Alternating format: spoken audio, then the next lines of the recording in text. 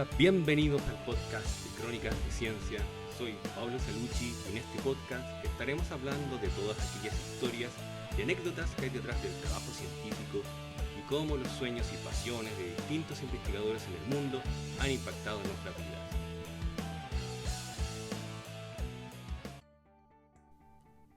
Mary Anning nació en 1799 en el seno de una familia pobre en Lyme Regis, una pequeña localidad de la llamada costa jurásica del sur de Inglaterra, en la que los acantilados guardan evidencia fosilizada de la vida de la Tierra hace millones de años.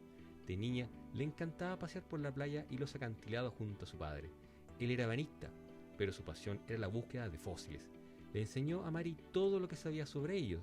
Vendían los que encontraban a los turistas en un puesto frente a su casa. Pero una noche lluviosa ocurrió una tragedia. Mientras buscaba fósiles, su padre resbaló y se cayó de los acantilados. Este hecho cambiaría la vida de Mary Anning y de la ciencia para siempre. En este capítulo hablaremos de Mary Anning, el gigante George y las extinciones. Bienvenidos a Crónicas de Ciencia.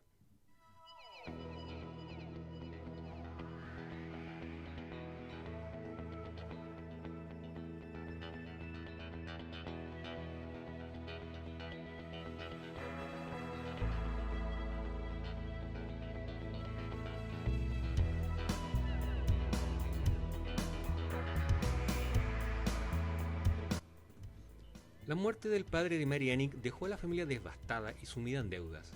Sus vidas se convirtieron en una lucha por la supervivencia.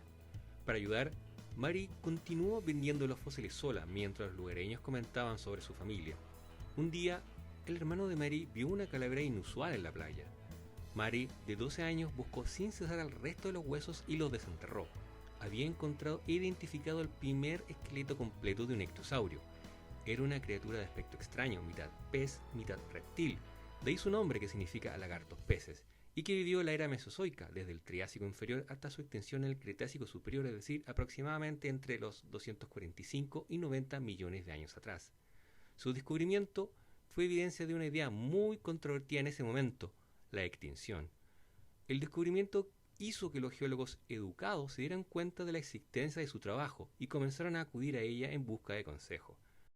A los 22 años, Mary descubrió el primer esqueleto de plesiosaurio, que significa cercano al lagarto, derivado del griego plesios, cerca de, y sauros, lagarto o reptil.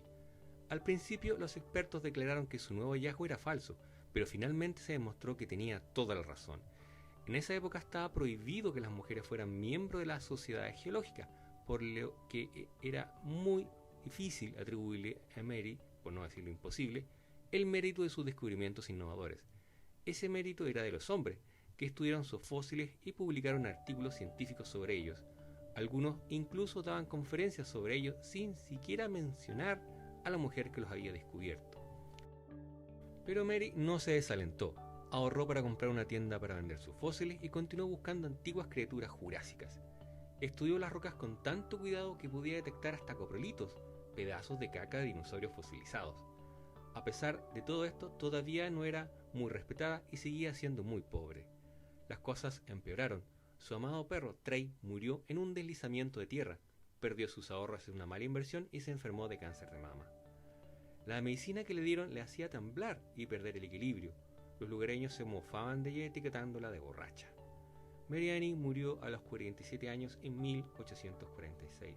Solo en su lecho de muerte comenzó a obtener el crédito que se merecía. La Sociedad Geológica de Londres la hizo miembro honorario y empezó a escribir sobre los logros de su vida.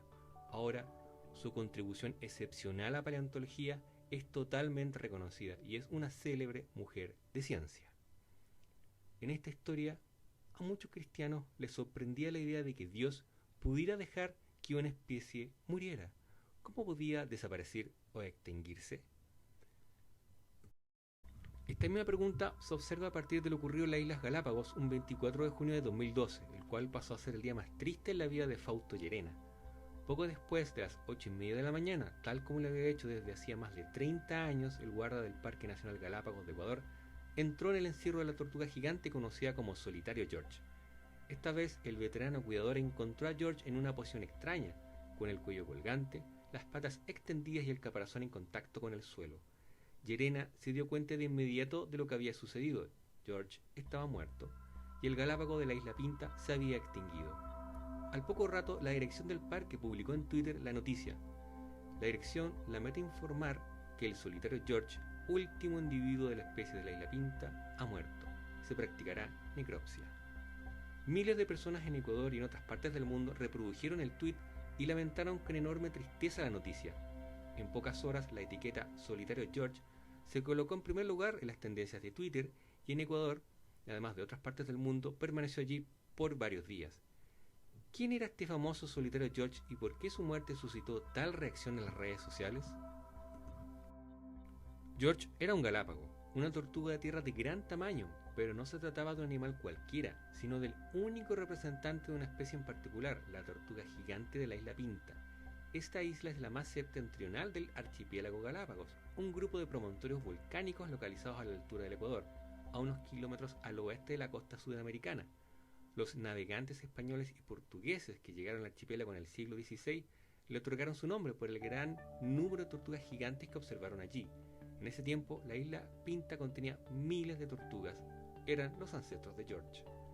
El último registro científico de una tortuga de la isla ocurrió en 1906 y por mucho tiempo se pensó que el galápago de la isla Pinta había desaparecido, hasta que en 1971 Joseph Pacbolgi se encontraba en Pinta tomando muestras de caracoles cuando de pronto en la sur de un volcán que domina el paisaje de la isla se topó con una tortuga gigante, similar a las que había visto en otra de las islas del archipiélago. Se trataba por supuesto de George, pero Pacbolgi no se percató en ese momento de la gran importancia de su encuentro con la tortuga. El científico se dio tiempo para tomar una fotografía del animal y sin mayor sobresalto continuó con la colecta de caracoles. Semanas después, este científico platicaba cándidamente con el experto en tortugas Peter Pritchard sobre su fugaz encuentro con el animal y fue entonces cuando el distraído naturalista comprendió la relevancia de su hallazgo. La tortuga gigante de la isla Pinta no estaba extinta después de todo. Desde el momento de su captura y hasta su muerte en el año 2012, Solitario George vivió en un corral especialmente acondicionado para él, con la esperanza de algún día encontrar una hembra de su especie y poder preservar el linaje de las tortugas de la isla Pinta. Desde 1983, Fausto Llerena fue el encargado personal de cuidarlo. A lo largo de las décadas se intentó cruzar a George con hembras de especies de tortugas provenientes de islas cercanas a la Pinta, con el objetivo de conservar al menos parcialmente el legado genético del carismático galápago. Desafortunadamente, aunque hubo varias puestas de huevo, nunca se pudo lograr descendencia viable. Así, el 24 de junio de 2012, con la muerte de George, llegó a su fin una otrora linaje de tortugas gigantes. Con el último respiro de la tortuga solitaria, el galápago de la isla Pinta se extinguía. La extinción es por definición la desaparición de una especie o, en general, la de un conjunto de organismos agrupados por algún parentesco evolutivo. Así, además de la extinción, como el galápago de la isla Pinta, el dodo, todo un símbolo de extinción, o los trilobites, una clase de invertebrados marinos con miles de especies. Por el contrario, puede suceder que una población particular de una especie se extinga, pero que la especie subsista representada por otras poblaciones en otro sitio. Por ejemplo, el oso gris mexicano se extinguió en los años 60, pero existen todavía varias poblaciones de la misma especie en los Estados Unidos y Canadá, donde se le conoce como oso pardo u oso grizzly. Todos estos conjuntos, la población del oso gris mexicano, la especie del dodo y la clase del trilobite, constituyen también clados o grupos naturales de organismos. El biólogo evolutivo Julian Huxley acuñó a mediados del siglo XX el término clado para referirse a un grupo biológico que incluye un ancestro y todos sus descendientes. La clase de los mamíferos, por ejemplo, forma un clado porque todos los animales a los que llamamos de esta manera forman un clado ya que estos descienden de un ancestro en común y todos estos descendientes están incluidos en el linaje. Lo que tradicionalmente se llama clase de los reptiles, en cambio, no es un clado, ya que el grupo excluye a algunos descendientes del ancestro común, como las aves y los mamíferos. La extinción de una especie o de un clado se produce cuando muere sin descendencia el último individuo de ese grupo, como sucedió con la muerte del solitario George. En una definición más amplia del término, se habla de la extinción funcional de una especie cuando las poblaciones son tan pequeñas que su desaparición es inminente e inevitable, aunque existan todavía individuos vivos de ese clado. Se dice, por ejemplo, que el galápago de la isla Pinta se extinguió funcionalmente desde los años 60, cuando la especie estaba representada por unos cuantos individuos. A finales de esa década, cuando George era el último y solitario miembro de la especie, era por demás claro que la tortuga de Pinta había entrado desde años atrás en una trayectoria inexorable hacia la extinción. En la práctica, es imposible documentar con absoluta certeza la extinción de una especie o grupo. Formalmente hablando, no podemos asegurar que la extinción de una especie sea una realidad científica, pues siempre cabe la posibilidad de que algún individuo de esa especie exista todavía en algún lugar remoto del planeta.